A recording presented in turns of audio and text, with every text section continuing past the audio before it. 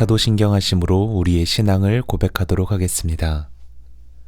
전능하사 천지를 만드신 하나님 아버지를 내가 믿사오며 그 외아들 우리 주 예수 그리스도를 믿사오니 이는 성령으로 잉태하사 동정녀 마리아에게 나시고 본디오 빌라도에게 고난을 받으사 십자가에 못 박혀 죽으시고 장사한 지 사흘 만에 죽은 자 가운데서 다시 살아나시며 하늘에 오르사 전능하신 하나님 우편에 앉아 계시다가 저리로서 산자와 죽은 자를 심판하러 오시리라. 성령을 믿사오며 거룩한 공회와 성도가 서로 교통하는 것과 죄를 사하여 주시는 것과 몸이 다시 사는 것과 영원히 사는 것을 믿사옵나이다. 아멘.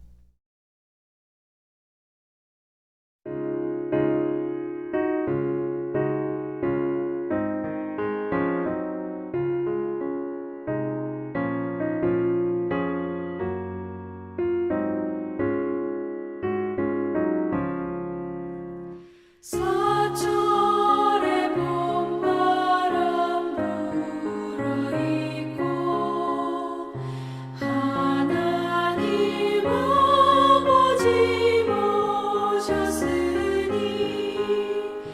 믿음의 반석도 든든하다.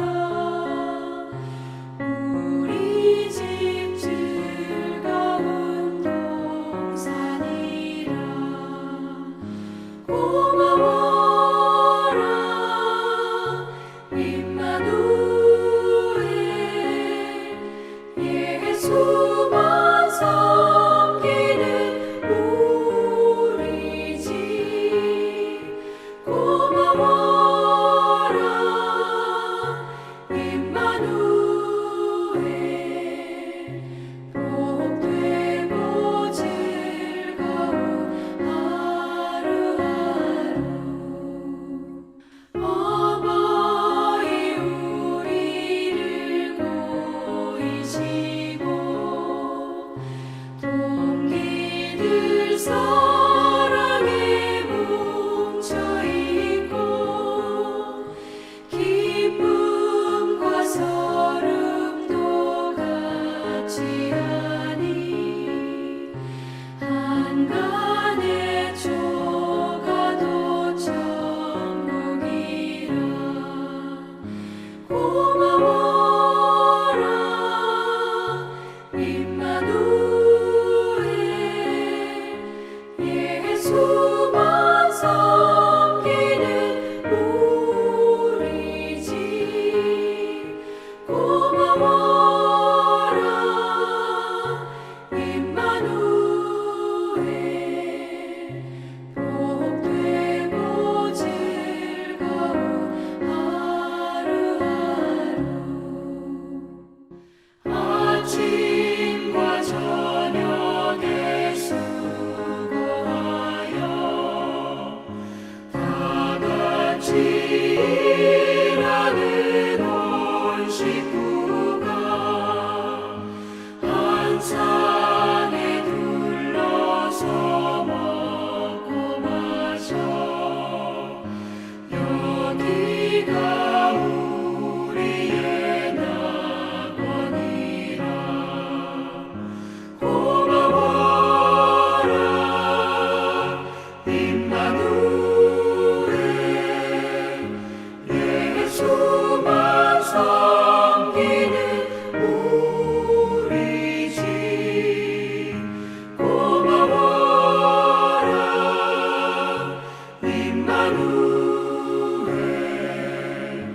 복되고 즐거운 하루하루.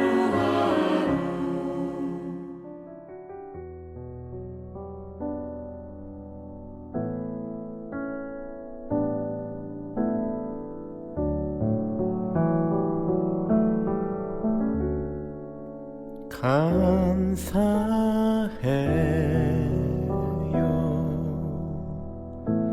주님의 사랑.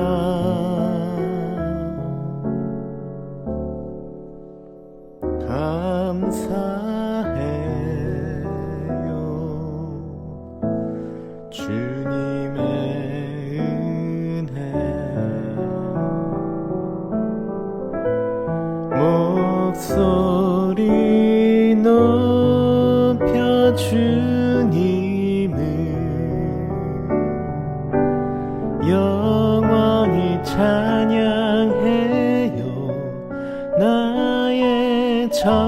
전부이신 나의 주님, 감사해요 주님의 사랑,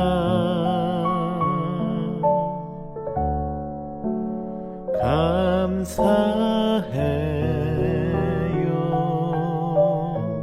주님의 은혜.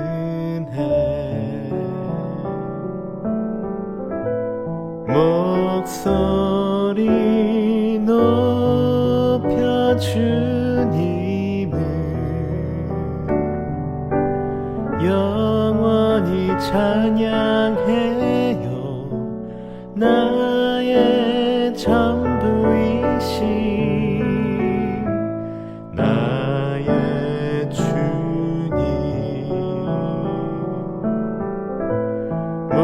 목소리 높여 주님을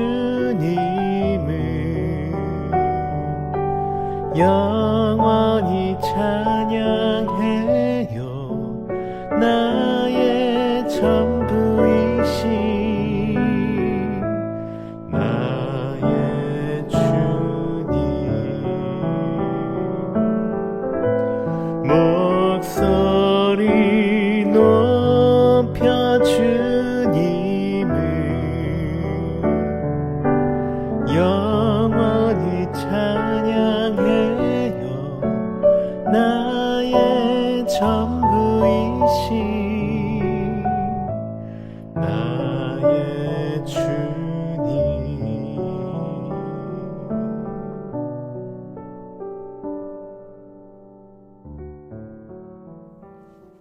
이 시간 함께 읽을 하나님의 말씀은 사도행전 10장 1절부터 8절까지 말씀입니다. 함께 읽겠습니다. 가이사랴에 고넬료라 하는 사람이 있으니 이달리아 부대라 하는 군대의 백부장이라. 그가 경건하여 온 집안과 더불어 하나님을 경외하며 백성을 많이 구제하고 하나님께 항상 기도하더니, 하루는 제9시쯤 되어 환상 중에 밝히 보매 하나님의 사자가 들어와 이르되 고넬료야 하니, 고넬료가 주목하여 보고 두려워 이르되 주여 무슨 일이니이까?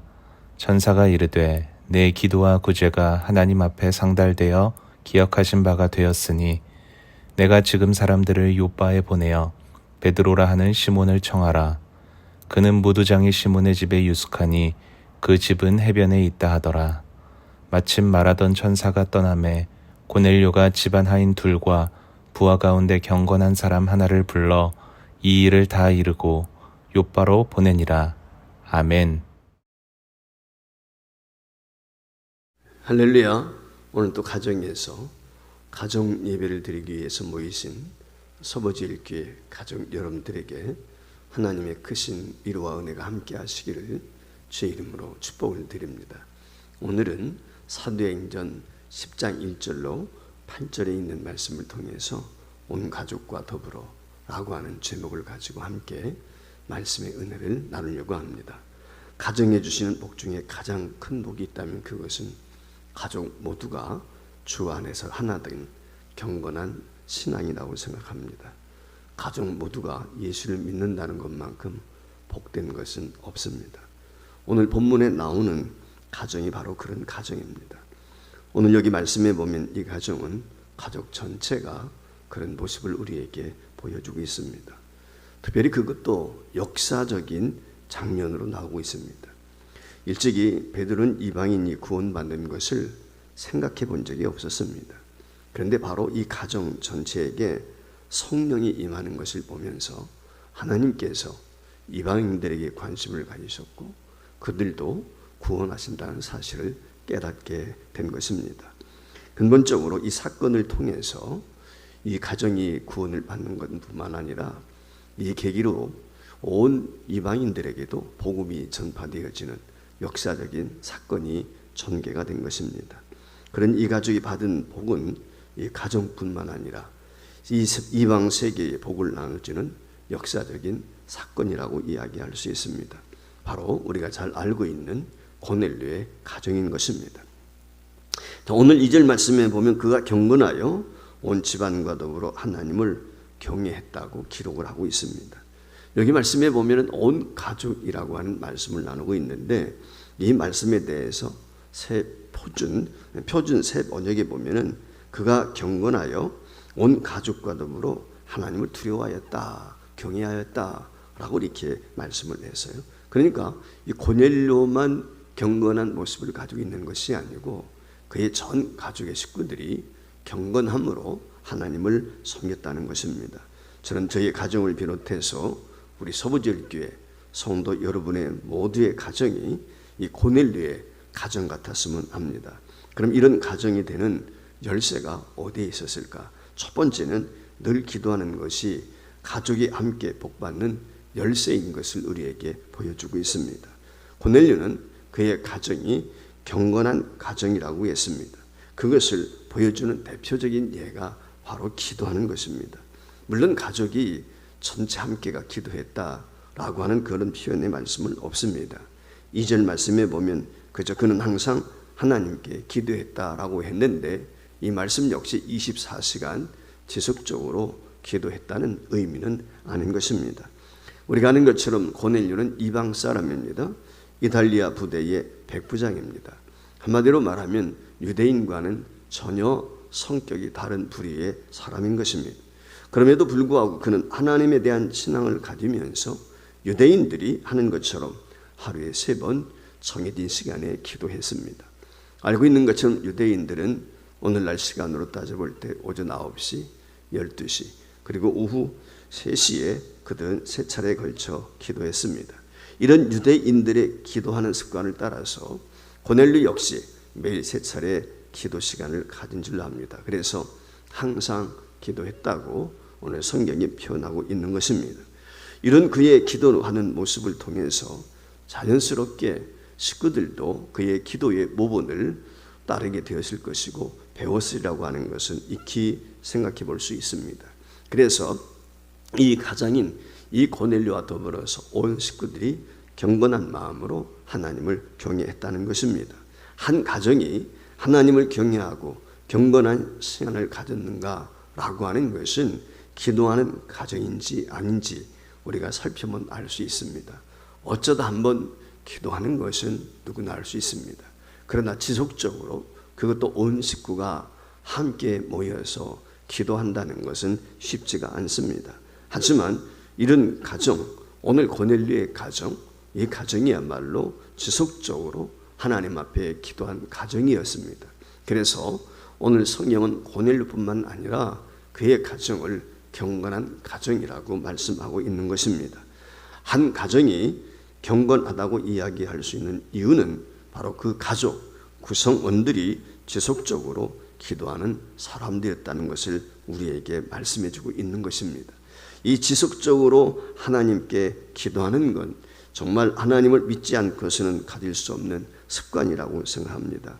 믿음이 있을 때만 지속적인 기도가 가능한 것입니다. 신앙의 확신을 가질 때 더군다나 온 식구가 이 확고한 믿음이 있을 때만이 함께 모여서 기도할 수 있는 것입니다. 따라서 고넬료와 그의 가정이 늘 기도했다는 것은 그만큼 하나님을 믿는 믿음이 분명했음을 우리에게 드러내 보여주고 있는 것입니다. 사도행전 10장 전체는 기도를 매개체로 해서 사건이 전개되어지고 있습니다. 고넬료 가정은 이방 가운데 처음으로 성령 받는 가정이 되었습니다. 이 일의 시작이 바로 이렇게 경건한 기도하는 가정에서부터 시작이 된 것입니다. 하나님께서는 이 고넬료의 기도에 응답하셔서 5절 말씀에 보면은 베드로를 보내주시겠다라고 말씀을 하지요. 우리가 아는 것처럼 베드로는 이때 당시만 해도 이방인에게 별 관심이 없었습니다. 복음이라고 하는 것은 유대인들에게만 한정된 것으로 생각을 하고 있었습니다. 하나님께서는 베드로를 고넬료에 보셔야 되는데 고넬료가 사람을 보내게 되었을 때 순순히 따라오지 않을 것을 익히 아셨습니다. 그래서 하나님께서 역사하시는데 바로 기도하는 사람을 통해서 역사하십니다. 이 베드로가 하나님 앞에 정한 시간에 기도하게 되었을 때 비몽사몽간의 환상을 통하여 그에게 하나님의 뜻과 섭리를 보여주시는데 그것은 하늘로부터 보자기가 내려오고 그 보자기 안에는 율법적으로 금한 것들이 거기에 담겨져 있었습니다. 부정한 동물들이 담겨져 있었는데 하늘에서 소리가 나기를 그것을 잡아먹어라 라고 하는 것이었습니다.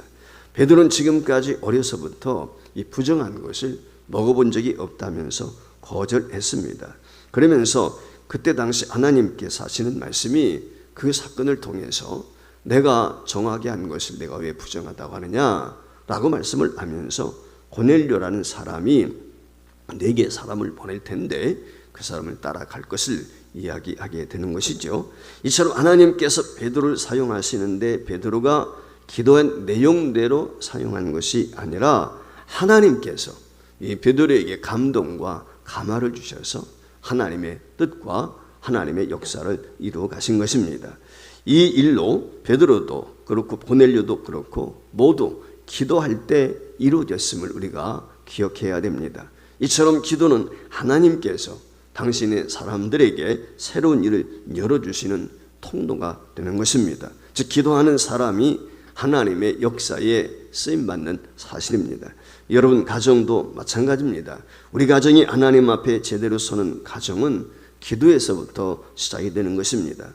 자녀들이 올곧게 서가는 것 역시 부모님들의 기도에서부터 시작이 되는 것입니다. 우리 가정 모두가 누군가에 의해서 기도했기 때문에 오늘 이만큼 왔고 또 가정이 세워져 간다는 것을 기억해야 될 것입니다.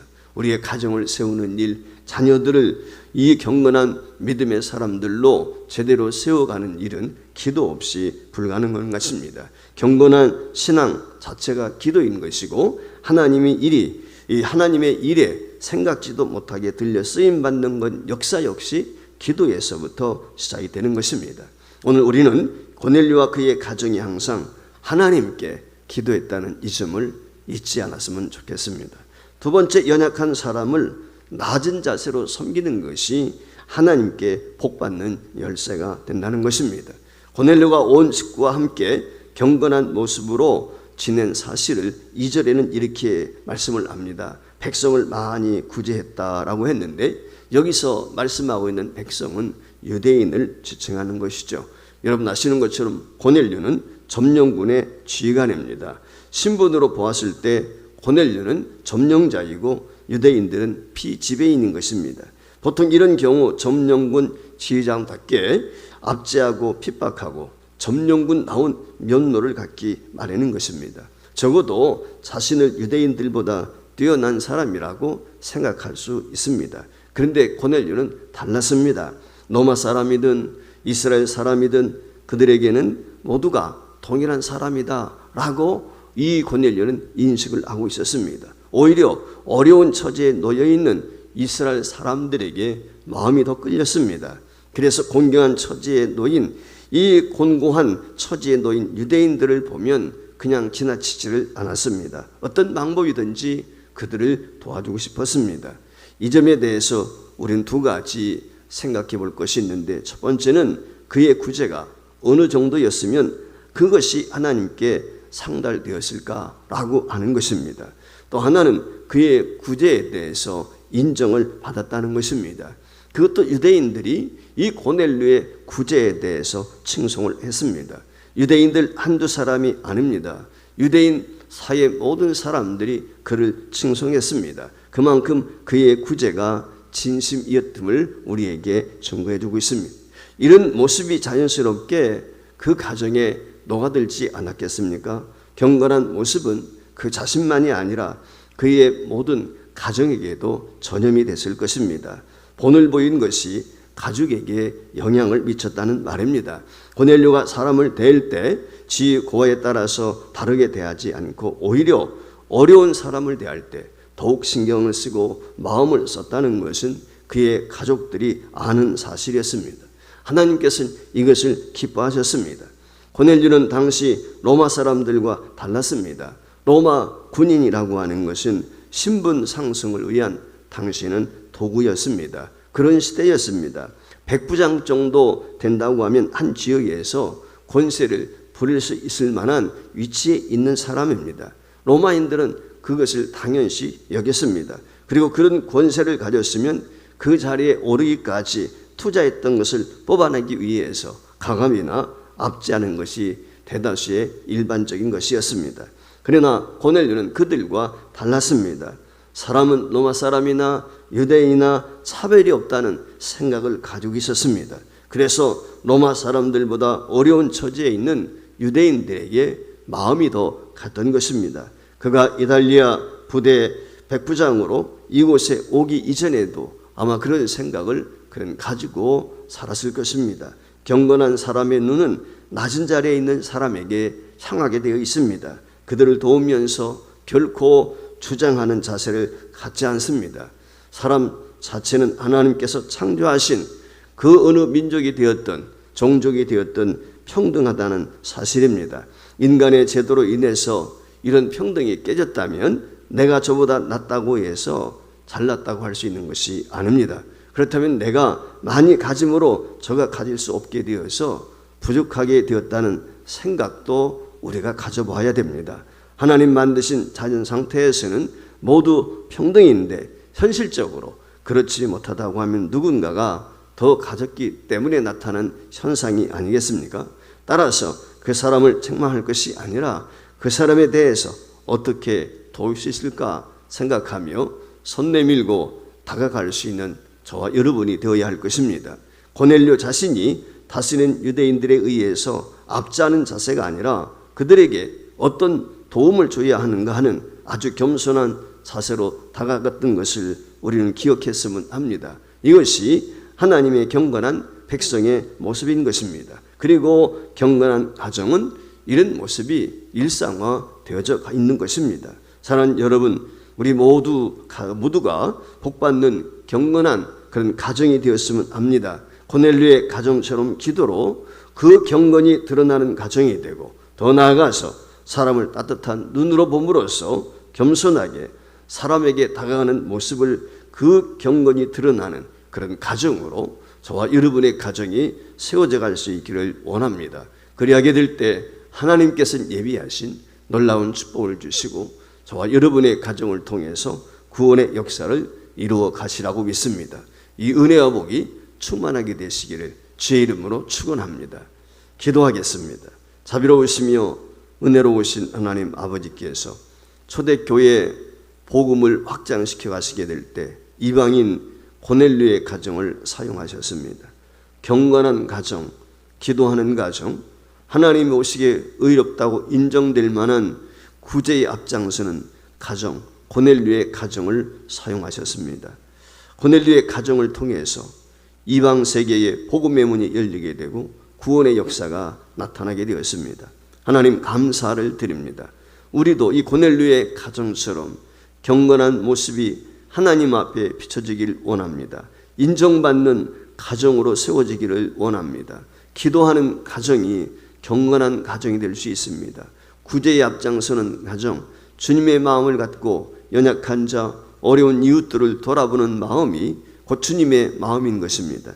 하나님 아버지, 이러한 가정과 성도들을 통해서 하나님은 하나님의 나라를 확장시켜 가시고 죽어가는 영혼들을 구원하시는 줄 믿습니다. 우리의 가정을 이런 가정들로 새롭게 하여 주시옵소서.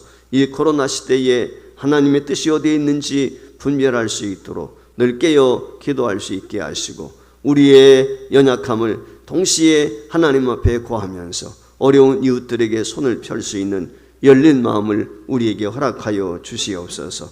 그리하여 고넬료 가정처럼 복을 받고 인정을 받고 동시에 우리의 가정들을 통해서 믿지 않는 이웃들에게 복음이 증거되어지고 하나님의 나라가 확장되어지는 거룩한 역사가 임하게 하여 주옵소서. 예수님의 이름으로 기도합나이다. 아멘.